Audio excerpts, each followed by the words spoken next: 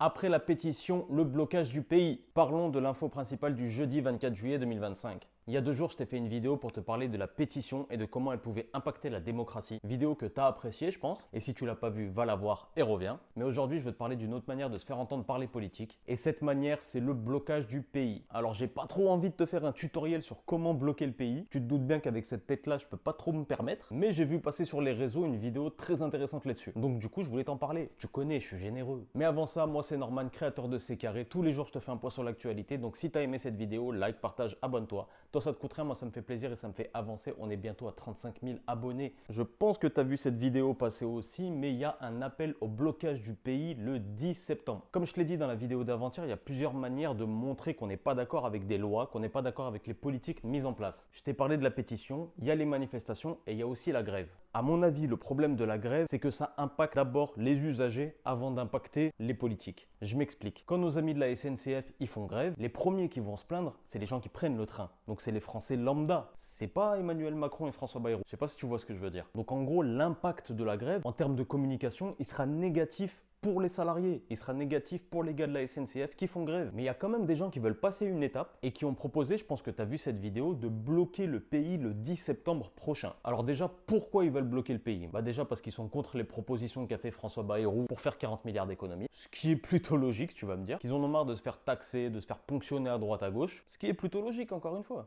Et du coup, ils veulent montrer au gouvernement, ah bah regarde, puisqu'on n'est pas là et puisqu'on consomme pas, regarde comment le pays tourne. Ce qui est pas bête en soi. Du coup, c'est quoi le principe? C'est le 10 septembre, personne ne bouge, personne ne sort, personne ne va travailler, personne ne fait rien. Pourquoi cette date du 10 septembre? Parce que ce sera la rentrée et du coup, ça peut avoir plus d'impact que si tu fais blocage en août. Si tu fais blocage en août, les 3 quarts ils sont en vacances. Maintenant, est-ce que ces gens ils sont politisés? Ceux qui ont lancé l'appel à faire blocage se disent non politisés, mais cet appel a été quand même relayé beaucoup plus par des gens d'extrême droite. Il y a quand même des gens de gauche qui l'ont relayé, mais bon, ça se trouve plus du côté extrême droite de l'échiquier politique. Et ils se disent pas syndicalisés non plus. Le problème, c'est si tu veux faire un jour de blocage, donc un jour de grève, il faut que l'appel soit fait par les syndicalistes de ton boulot. Je sais pas si tu captes ce que je veux dire. Donc quelque part, il faut que les syndicalistes ils soient dans la boucle aussi. Donc au final, tu peux pas faire sans eux. Dis-moi dans les commentaires si toi tu vas le faire. Tu peux dire au revoir à ce décor parce que je rentre chez moi. Tu sais que C'est Carré, c'est le média du peuple. Nous, on se retrouve tous les jours pour faire un point sur l'actualité. Si t'as capté, bah c'est carré.